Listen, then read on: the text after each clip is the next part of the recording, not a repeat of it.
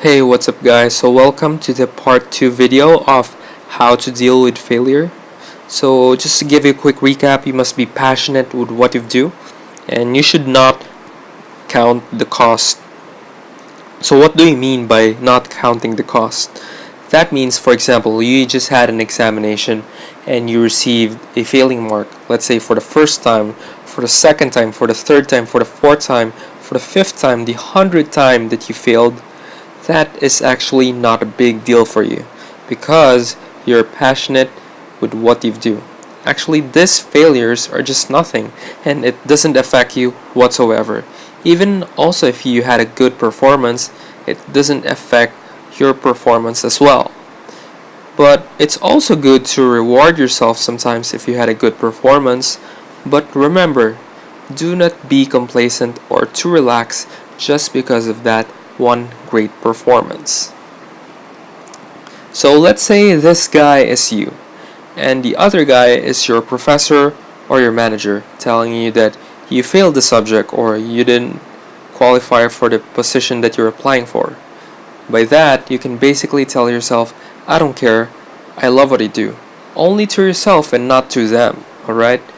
Because if you were able to love what you do, you're not considered as working anymore. You're just considered as having fun. And by that, you can retire at the age of 25 if you wanted to. Another reason why people fail is that they tend to compare themselves with other people, especially when they are left behind. And one thing that you should do when you're comparing yourself to others is that you need to stop. Stop comparing to yourself to others. And one of the great questions for this one is that why should I stop? Would it be beneficial for me if I stop comparing myself? Well, yes. Let's say you're behind by your friends. Others already have a job, they already graduated from college. That would just lead you to depression, which would hinder your performance in the near future. And let's say you're ahead of everyone. You're already financially stable, you already had a family.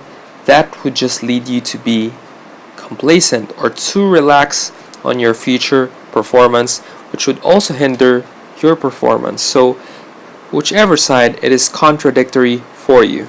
So I suggest stop comparing yourself to others because you are your worst enemy. And you are not them, and they are not you.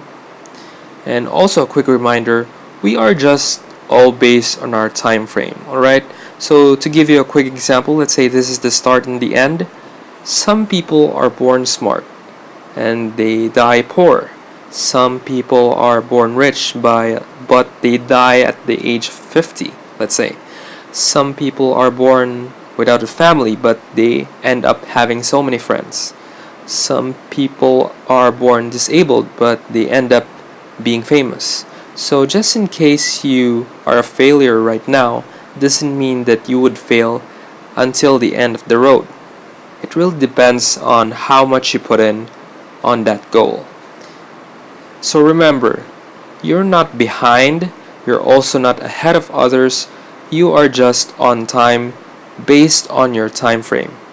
So, that's it for today, Countaholics. If you have any question, leave it down in the comment section below, and I'll see you on the next video.